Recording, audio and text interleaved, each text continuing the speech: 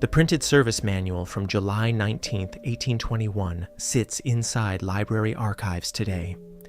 Its pages contain the exact words spoken by clergy during the most sacred royal ritual in Britain.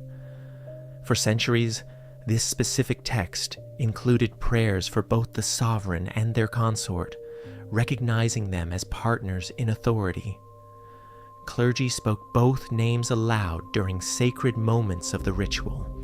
Being named in these prayers meant public recognition before God, Parliament, and the nation. The edition produced for the crowning of King George IV features a calculated omission. The Queen's name is entirely missing. Even royal wives who did not physically attend previous ceremonies were still named in the sacred language. Absence did not require erasure.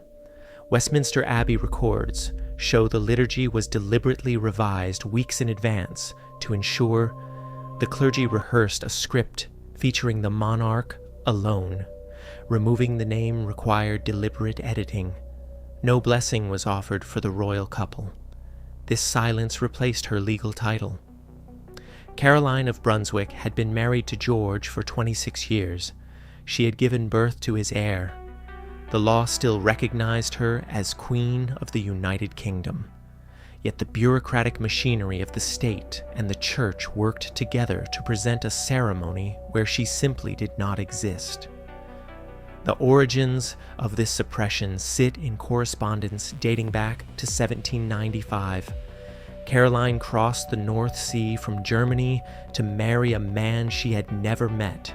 She entered the British royal world at 27 years old. The union was a strict marriage contract arranged by governments and dynasties to secure the British throne. She did not choose the match. Witness accounts recorded by the royal household noted intense hostility between the couple almost immediately. The Prince of Wales maintained his own life, filled with lavish pleasures and other women, while his new wife stayed isolated in separate rooms. The marriage barely existed beyond ceremony. By January 1796, she fulfilled the single duty expected of her, giving birth to Princess Charlotte. That single child secured the royal line for a generation. Charlotte later became the most beloved royal figure in Britain. Caroline had done what dynasties demanded. Within months of securing the dynasty, the prince severed ties completely. Letters from court officials document how rapidly the split became permanent, with the couple ceasing to live together. For the next 25 years, she remained legally his wife, while living under constant observation from royal agents. 25 years is longer than most marriages today. She stayed queen in waiting while George continued his own life with other companions. Government inquiries scrutinized her household as early as 1806, with officials examining her letters and interviewing witnesses about her private life. The investigation failed to remove her title, but the damage to her reputation lingered. She eventually relocated to Europe, spending years abroad while holding the title of Princess of Wales. Out of sight meant less scandal for the court. George spent almost a decade ruling Britain without wearing the crown. His father, George III, had fallen into an illness that left him unable to govern. The prince stepped forward as Prince Regent in 1811, chairing meetings and approving laws. He carried the duties of the throne. He waited 10 years in the shadows until January 1820, when his father died and he finally became King George IV. The law automatically elevated Caroline to the title of queen. Knowing the government wanted her gone, she crossed the English Channel in June 1820 to claim her position. Crowds gathered before she even stepped ashore in Dover. People waved hats and shouted her name through packed streets while bells rang in nearby towns. She rode in open carriages through cheering streets, refusing to hide. She entered government buildings and demanded recognition as queen. She had one simple argument: her husband had just become king. And the wife of a king is queen. Workers left shops and families leaned from windows shouting, "The Queen forever!" Those cheers mattered deeply in a country that had just come through years of war with Napoleon. The country lived under strict political laws meant to silence protest, and demonstrations were watched carefully. Yet people still came. The government retaliated by introducing the Pains and Penalties Bill in June 1820. This legislation aimed to strip her of her status and officially dissolve the marriage, centering its charges on allegations of infidelity during her years abroad. The subsequent hearings turned the House of Lords into a public spectacle that gripped Britain from June to November 1820. Witnesses traveled from the continent to offer testimony, lawyers argued over her behavior, and newspapers published daily transcripts of every detail. The political strategy backfired completely. The king's accusations drew intense attention to his own well-documented lifestyle of expensive palaces and constant companions from London's nightlife. George IV was already known for his lavish lifestyle, architectural indulgence like the Brighton Pavilion, and extravagance. The pavilion blended Indian and Chinese design elements in a style that shocked traditional critics. Citizens struggling through economic hardship and high taxes following the Napoleonic Wars viewed the monarch's spending with open hostility. Instead of viewing Caroline as the villain, many began to see her as the wronged spouse. Crowds gathered outside Parliament to support Caroline, carrying banners and adopting her as a symbol of resistance against absolute power. Shops displayed her portrait. Demonstrators marched through the streets and burned effigies of the ministers backing the bill. Political reformers tied her struggle directly to the broader atmosphere of unrest seen at gatherings like Peterloo. Facing massive public pressure and a dangerously thin margin in the House of Lords, Prime Minister Lord Liverpool realized something dangerous was happening. The administration abandoned the legislation in November 1820 before it reached the House of Commons. The marriage remained legally intact, leaving Caroline as the lawful queen. George IV could not change the law, so he used the coronation scheduled for July 19, 1821 to demonstrate his control. Treasury accounts catalog the staggering financial cost of the event. The state bill reached $238,000, a sum equal to tens of millions today, and roughly 20 times the scale of earlier coronations, when adjusted for size. For comparison, George III's coronation in 1761 had been far smaller. George IV's ceremony expanded every detail with more guests, more decoration, and more expense. The expenditure funded a spectacle designed to project unmatched authority across Europe. Planners commissioned elaborate costumes mimicking Tudor historical designs, utilizing gold stitching and historic armor. They arranged a massive feast inside Westminster Hall featuring long tables that accommodated more than 4,600 invited guests. The hall had witnessed centuries of English history, and now it held the largest coronation banquet in living memory. The king wore a new crown, glittering with diamonds, rented specifically for the day at a cost of 425 us. The crown itself existed primarily for the event, and the jewels returned to their owners afterward. Yet, among the thousands of invitations issued to nobles and diplomats, none bore the name of the queen consort. Entry tickets went to nobles, diplomats, and officials, but none went to the queen. Seating plans preserved from the event assigned no place for her. Another set of instructions circulated through officials working under the Earl Marshal, the Duke of Norfolk. The government anticipated Caroline might attempt to attend. Orders went out weeks earlier to lock and guard the entrances of Westminster Abbey, with explicit instructions to deny her access. Every locked door carried the king's direct command. Ministers warned Caroline about the exclusion, and Lord Liverpool directly advised her against attending. Supporters told her the king had ordered troops to prevent her entry. She ignored the warnings, choosing to stand on the traditions her title guaranteed. She knew every tradition of the monarchy she had married into 26 years earlier. Shortly after 6 in the morning on July 19th, her carriage moved toward Westminster Hall before dawn. She wore heavy robes and diamonds, the symbols expected of a consort on that specific day. When she approached the west entrance of the abbey, soldiers blocked the doorway. Officials stated the ceremony required admission tickets. Accounts record her answering that the Queen needed no ticket.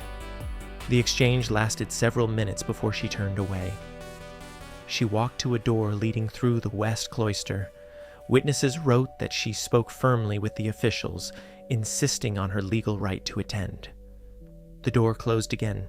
She moved toward another entrance near Poets' Corner inside the Abbey complex, receiving the exact same response. At every door, the guards repeated their instructions. Thousands of spectators watched the woman legally holding the title of queen, moving from entrance to entrance, arguing with the guards enforcing the order. Reporters quoted her demanding, "The Queen! Let me in!" Some witnesses wrote that the crowd initially cheered her arrival. As the doors continued to close, confusion spread. Some voices shouted encouragement, while others began jeering when it became clear the guards would not allow her inside. She tried one final entrance at the main door where ticketed guests entered, but it shut as she attempted to pass. The spectacle unfolded in full view of the public, exposing a cold political machinery designed to keep her out. She finally retreated to her carriage and left the area while the lavish ceremony proceeded inside. Inside the abbey, her husband prepared to receive the crown. Outside, the lawful queen stood locked out. The physical deterioration commenced that same evening. Reports detail her attending a theater performance before experiencing sudden, intense abdominal pain. She retreated to Brandenburg House in Hammersmith, where physicians diagnosed inflammation in the digestive system. Medical notes preserve the day-by-day record of a harrowing 3-week decline governed by the standard practices of early 19th century medicine. Her doctors bled her. They administered castor oil and calomel, a mercury-based medicine used to purge the body. Caroline simultaneously used her own remedies, consuming milk of magnesia to calm her stomach and taking laudanum, a potent liquid opium mixture, to dull the suffering. Laudanum acted as a powerful sedative and pain reliever, but carried immense risks when taken repeatedly during serious illness. The combination of aggressive medical procedures and potent sedatives added immense stress to an already fragile condition. Pamphlets rapidly spread rumors suggesting foul play and poison, pointing to the exact timing of her condition directly following the public rejection. The attending physicians directly addressed the speculation in their reports, officially recording intestinal disease, possibly cancer or a bowel obstruction, as the primary cause. The evidence they recorded focused on medical causes rather than deliberate harm. She died on August 7, 1821, exactly 19 days after standing before the locked doors of the abbey. While confined to Brandenburg House during her final weeks, fully aware her health was failing, Caroline dictated instructions for her burial. The resulting will directed her executors to return her body to Brunswick, the land of her birth. The document also specified the exact English words she demanded for her coffin plate. She bypassed standard Latin titles written by courtiers, ordering the inscription, "Here lies Caroline, the injured Queen of England." The phrase summarized 25 years of conflict, isolation, and public rejection. George IV and his government immediately tried to suppress it, favoring a sanitized Latin inscription reading, "Her Majesty Caroline, Queen of Great Britain." This version would turn her into a quiet historical figure rather than a political opponent. When executors prepared the plate according to her will, royal authorities intervened, issuing orders that prevented the inscription from being attached before the coffin left London. The struggle over her memory immediately spilled into the streets during the funeral procession on August 14, 1821.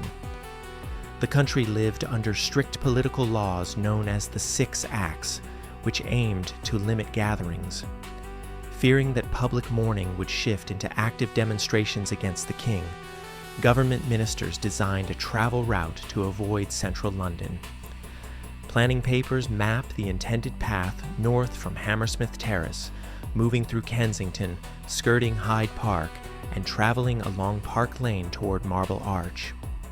This specific route entirely bypassed the City of London and the West End, the exact districts where crowds had previously flooded the streets to support her. The public discovered the strategy, and broadsheets circulated demanding the procession pass through the heart of the capital. Under gray skies and rain, tens of thousands of citizens gathered. Contemporary estimates describe people coming from working neighborhoods and markets carrying black ribbons or signs honoring the Queen. When the hearse and its military escort of lifeguards reached Park Lane, the crowd constructed physical blockades. Eyewitnesses reported protesters dragging overturned wagons across the road, tearing up cobblestones, and digging shallow trenches. Soldiers attempted to clear the path using force, and the crowd answered with stones and debris. During the ensuing clash, troops discharged weapons, and contemporary reports record that 2 people lost their lives. The confrontation forced the authorities to abandon the planned northern route. The procession turned toward Oxford Street and entered the City of London. The funeral transformed into the exact public demonstration the king had attempted to prevent. Thousands filled windows and rooftops as the coffin moved through the districts where Caroline received her strongest support. Prints and illustrations created soon after the event document the packed streets and lines of mourners stretching along the detoured path. Witnesses described citizens bowing their heads and raising handkerchiefs as she passed. Meanwhile, the battle over the coffin plate continued on the road.